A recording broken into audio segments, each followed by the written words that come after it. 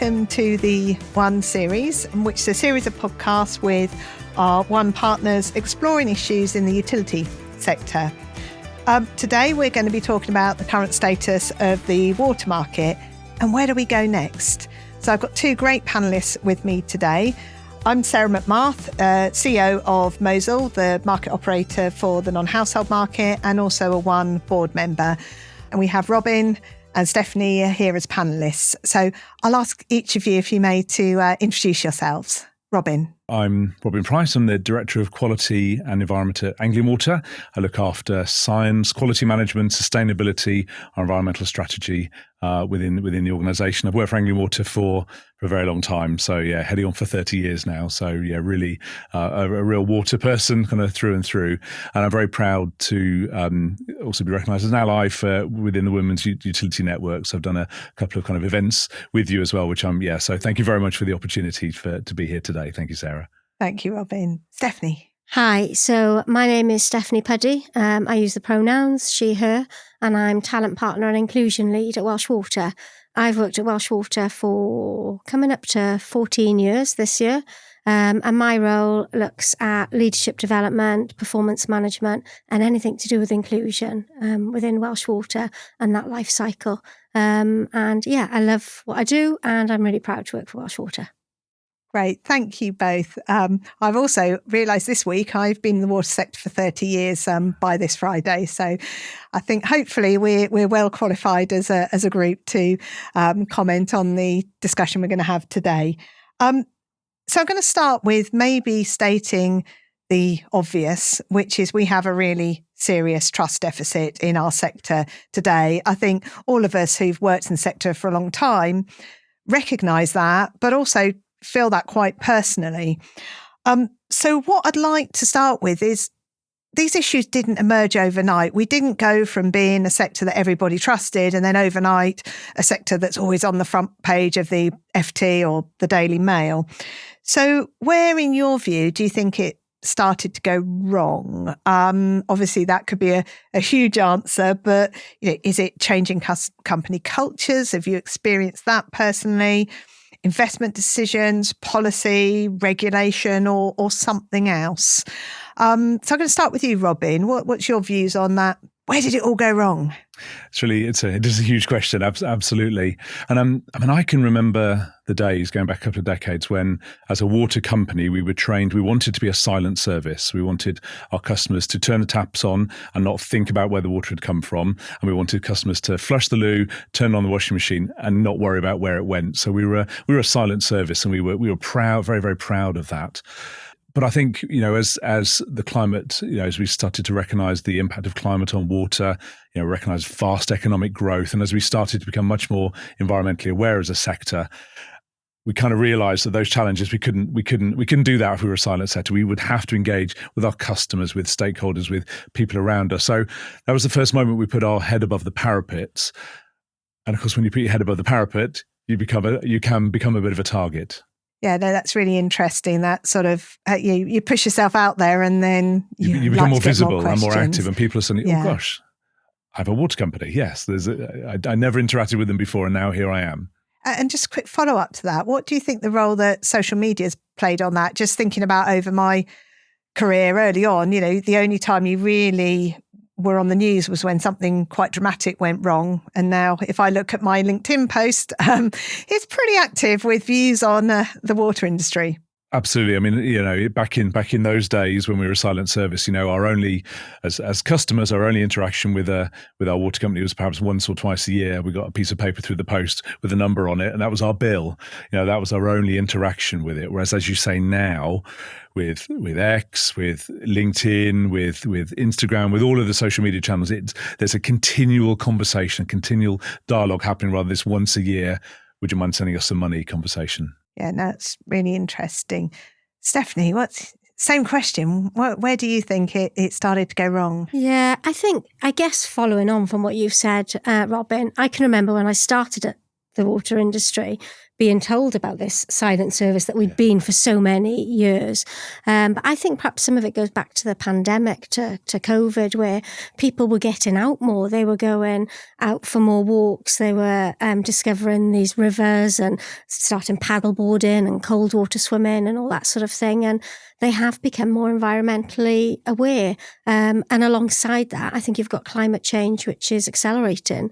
So I think there's perhaps more awareness within the public, but social media has a part in that. Maybe it's not always factually correct what people's views are, but there's definitely more awareness, and with the uptake of the hobbies and things, I think coming back to COVID has helped with that.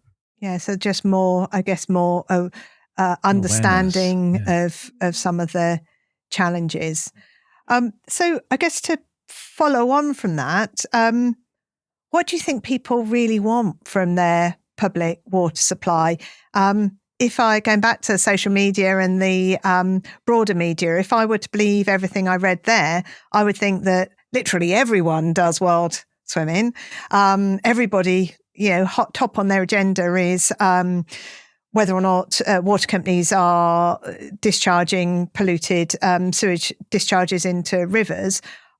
I sort of instinctively think that for most hardworking people in this country, this isn't probably the water sector, the view of the water sector that they have. What are your views on that, Robin?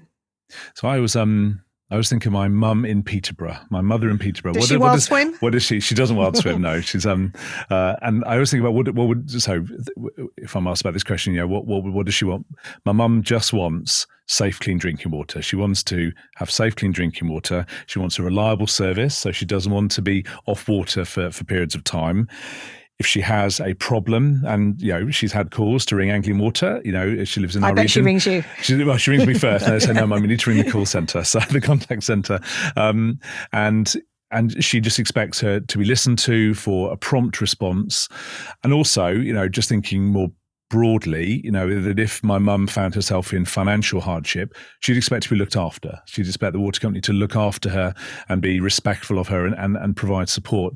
I think those are the basic asks of our customers of us as water companies. So the basics. Turn your tap on, flush your loo, never see it again. And if there's a problem, get it sorted. Respond well, and look after me if I'm in trouble. My mum's the same.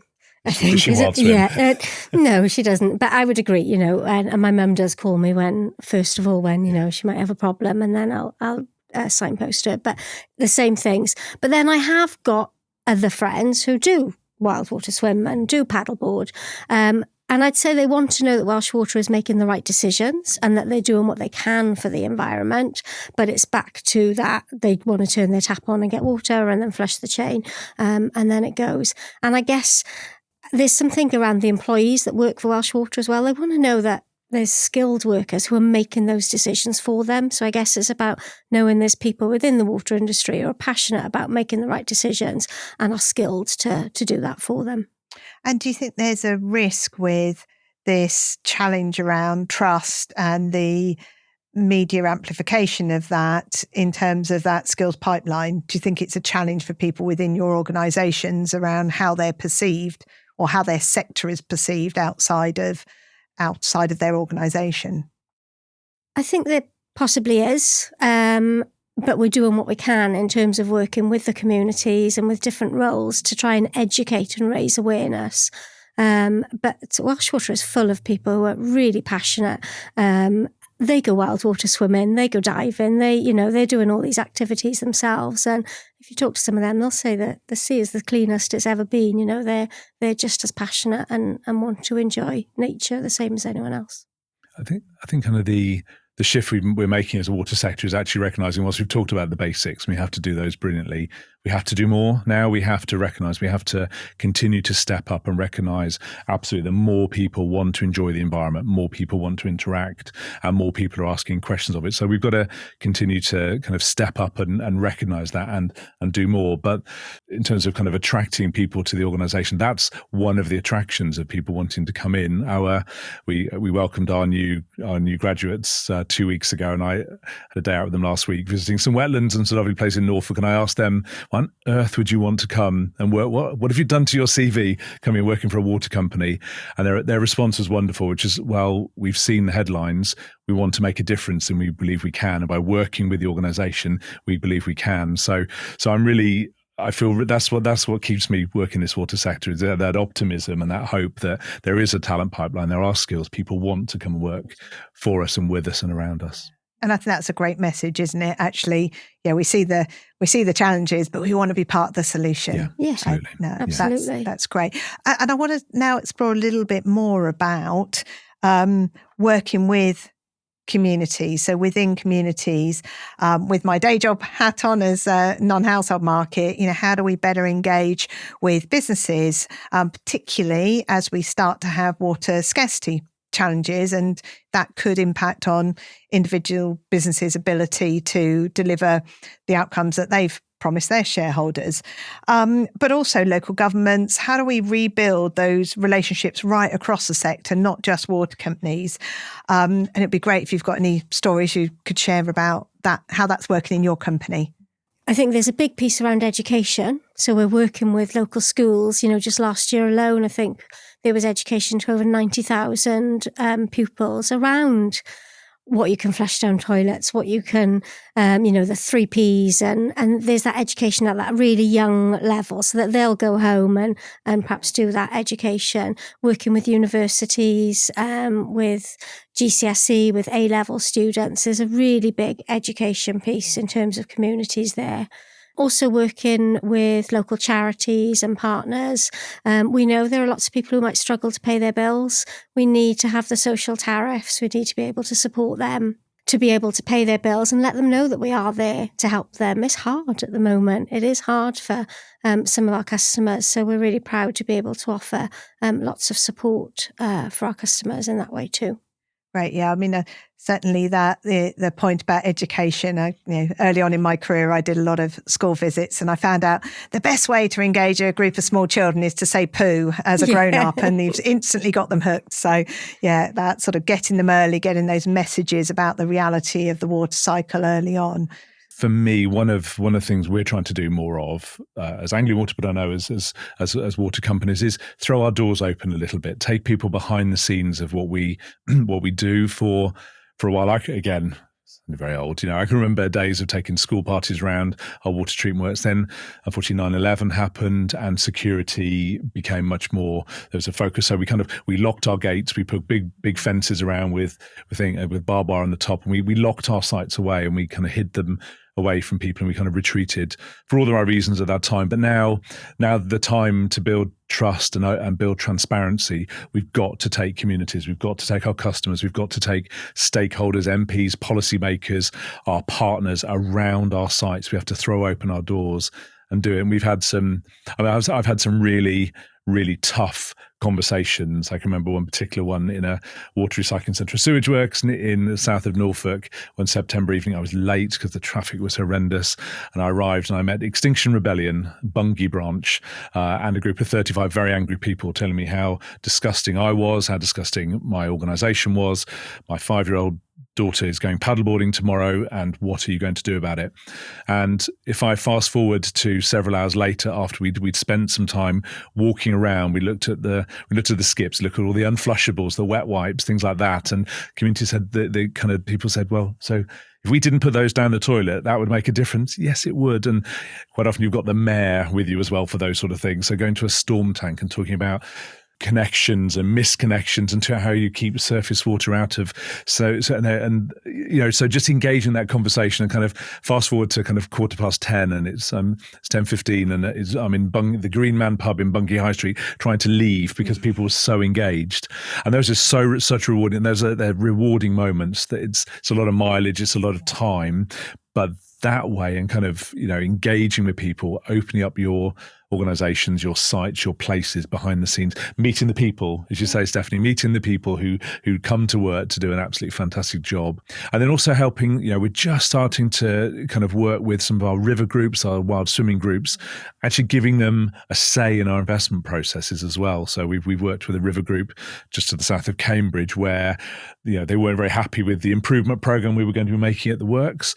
So we talked about as part of a kind of a wider catchment plan, and we've brought the scheme forward by 2 years. So that group feels it's had an influence, it's had a say.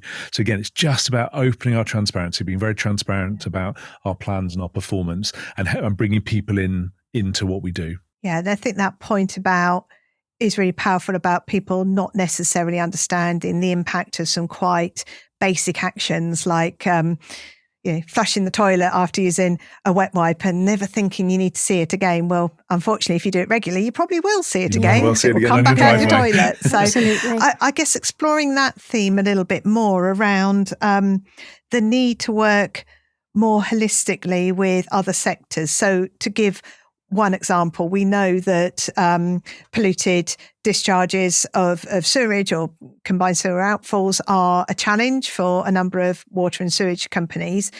But we also know that a lot of pollution in watercourses comes from the runoff from agriculture. How do we ensure that without sounding defensive as water company employees, that we recognise that there are a number of sectors that need to contribute to safe, clean drinking water and removal and safe treatment of sewage? And how do we take a meaningful and holistic approach to future planning? I think because being in Wales, we've got a slightly different model perhaps to the water companies in England. And we're really lucky that working with Welsh Government, there's almost like a Team Wales approach. So working with agencies, with agriculture, looking at problems. It's trying to take that holistic approach that you mentioned. So if we look at something such as water quality, we know that water quality needs to be at the standard, and working in partnership with others is going to help us towards achieving that. But I think it goes on from that as well. So for me, there's something around sharing skills and collaboration, and that cross-sector approach will help us to share innovation, new ways of doing things. So to really help to upskill across the different sector as well. I think it's really interesting. Talk about river health, for example. It's very. We could all look up it's kind of like the pie chart that shows the percentage of reasons why rivers don't achieve good ecological status by agriculture, water company, highways. And if we go back 2 years, I saw that sort of data actually being weaponized. Actually, it was an opportunity to throw stones at other sectors and say, well, you do realize they're far more polluting than us. Go talk to them. And actually, the way we're using it now, all of us, very united, is saying, actually, no, this is a complex problem. And the only way we're going to solve this is no one sector, no one company or sector that's going to be that can solve the problems on their own. So we're very, the way we are regulated, particularly from an environmental perspective, is very outputs driven. We're very kind of siloed. So deal with that flooding, deal with the water quantity issue, deal with the water quality issue. Your agriculture, your highways, you're a water company. It's all very single kind of sector outputs based. And what we as a sector are calling for much more now is a much more outcomes-based, place-based approach. So let's gather together in a place, and that place might be a village, might be a community, might be a town, a catchment, a county, a landscape, whatever. It doesn't really matter. We've got to think about. We've got to operate at all those levels, and then actually coming together with all of the key people, the key stakeholders in that place, and saying, well, what do we want to get here? So we want to reduce flooding. We want to be able to swim here, and here. We want good ecological status. We want salmon back in our river here.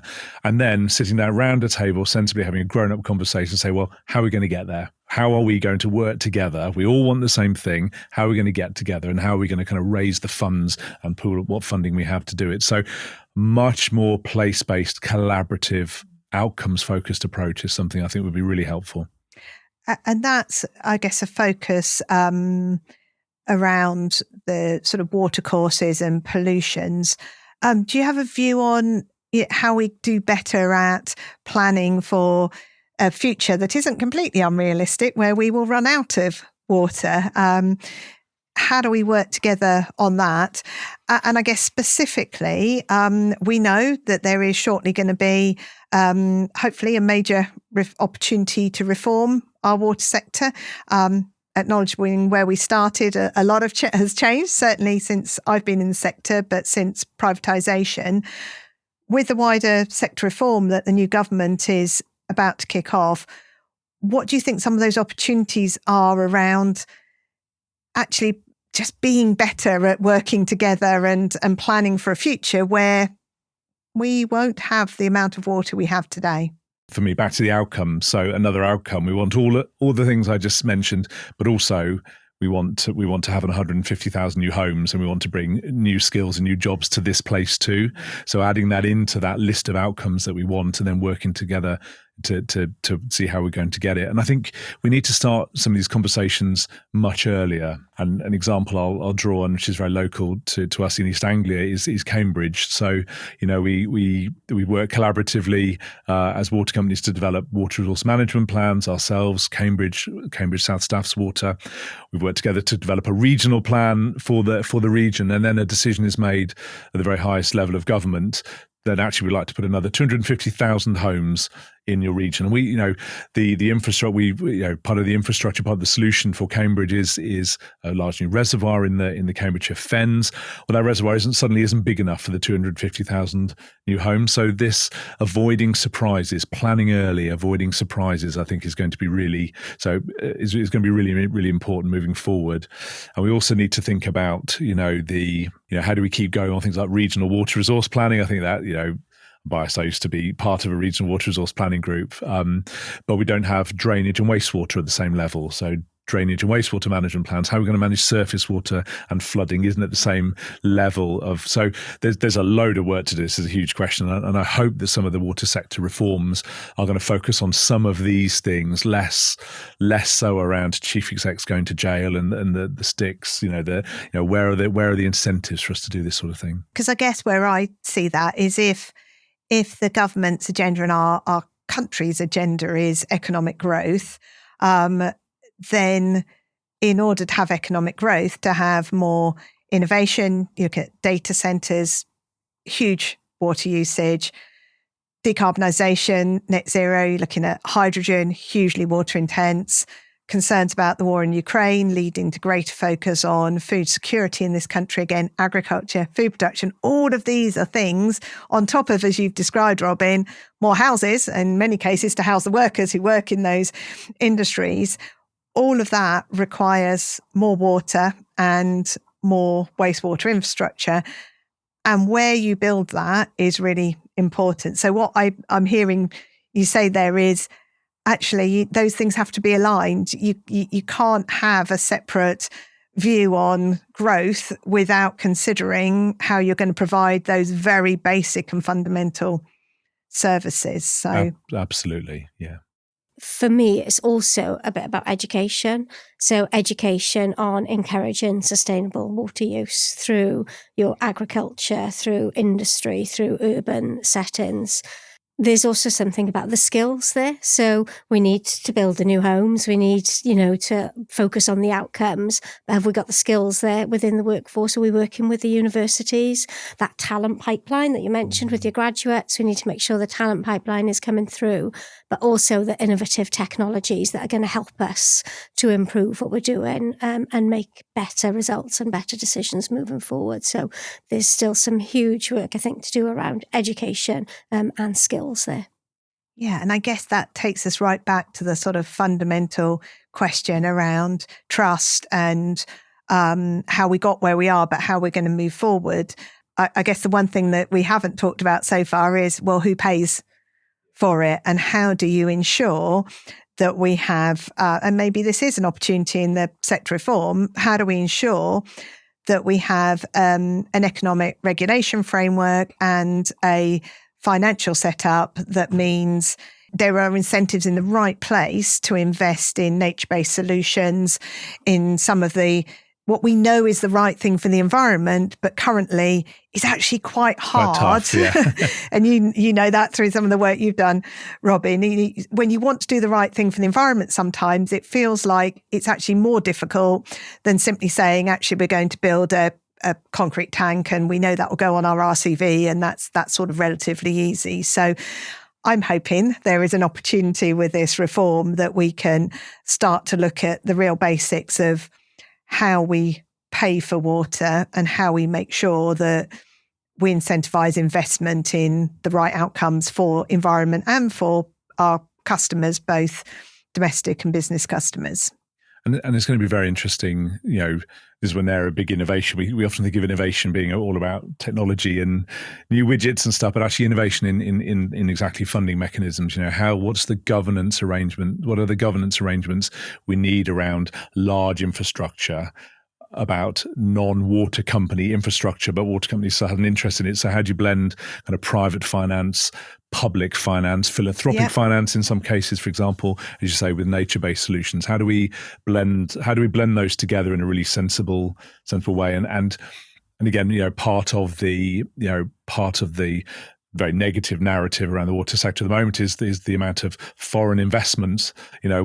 We need foreign investment. We need overseas investment. I feel very proud that we have a water sector, water system, which attracts, international sovereign wealth funds who want to come and invest in our places. We couldn't do all this without. So again, it's just being much more mature and open about the conversation, but innovating about exactly that conversation.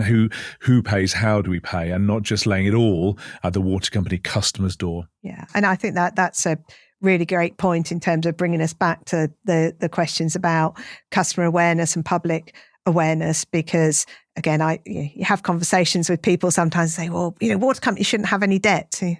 That's great, but you as water companies invest in assets which will in some cases last longer than 50 years. Yeah. It's a bit like building an extension on your house. You have to get a mortgage, you have to borrow some money to build that asset for the longer term. So I think some of those, sometimes the awareness isn't just about water usage, the environment and conservation. It's also about the reality of the engineering infrastructure that is required to get clean, safe drinking water to your customers' houses and to take their sewage away safely. And surprise, surprise, investors wouldn't mind a small return, a little bit of interest perhaps, because, a fair return on investment. A fair return on investment. Yeah.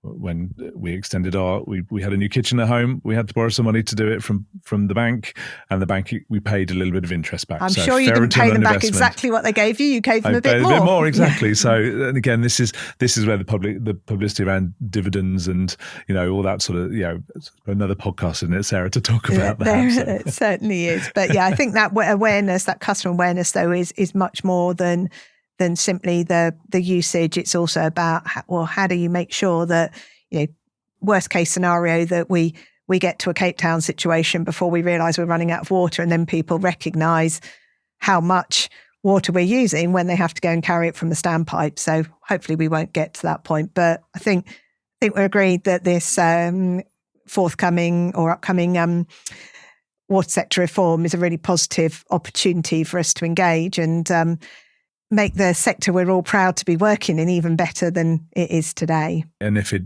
acts as a conduit for more information about how the sector operates and runs, that's going to be a good thing. If more people are curious about us, about what we do and how we do it, and the people that work with us, yeah. And as you both said, actually welcoming that opportunity to bring the community in and to answer their questions, to have what can sometimes be quite heated dialogue, but that being a really positive part of working for a water company. Yeah, and I think it's really rewarding when you can turn those challenging conversations around. So, working with the communities, bringing them into your sites, and when they might be frustrated at the start, but by the time you get to the end of it, you've educated and really shown to them all the work that goes into when they flush the toilet, what happens with the water. So, yeah, that education piece. And almost the worst thing we could do is go back to being a silent service. Absolutely. That would be the worst possible outcome. Yeah, worst thing we could do. Well, Robin, that's a great timing for me to ask my final question to you both. So I'm just about to take on magical properties, and I'm going to give you both a magic wand. So if I gave you a magic wand, Stephanie, what would you do to make a change for good in the water sector? I think being in the role that I'm in, it would have to be to have a really diverse, inclusive workforce, one that really truly reflects the communities that we serve. And alongside with that they have the balance of skills that we need for the future. So there isn't this threat of skills shortages, that we've got a really diverse workforce with all the skills that we need. Excellent. And Robin, last word to you. Tomorrow, thank you. So tomorrow morning, I would love it if we woke up and everybody knew exactly where their water came from, and then knew exactly where their water went when they flushed the toilet. And we all realised it doesn't just fall from the sky, and it just flushes. We flush the toilet, and it's taken away magically and turned into whatever. Society recognises the complexity of the job, recognises the amazing people we have that work in our sector, and also recognises just how lucky we are to have access to safe, clean drinking water. I do a lot of work with the fantastic charity WaterAid, and I've had the privilege of travelling with WaterAid to other parts of the world, as others you may have done as well, and to see places where there isn't effective sanitation, to see where there isn't effective safe, clean drinking water, or adequate menstrual health, and all the things, adequate hand washing, all those things that we take very much for granted. I'd like us to realise just how lucky we are here in the UK and here in the Western world to have such fantastic water services. And I think that's a great point to end on, Robin. Certainly, having had that experience of working in a community in Malawi, where getting to achieving the heady heights of 50 litres a day was something that the community was incredibly excited about. For me, is always my moment of, we can do better in this country. So thank you very much to both Stephanie and Robin for being part of this podcast discussion. Really interesting discussion. And as you say, Robin, I think there's even more to talk about in the future. So thank you both. Thank you.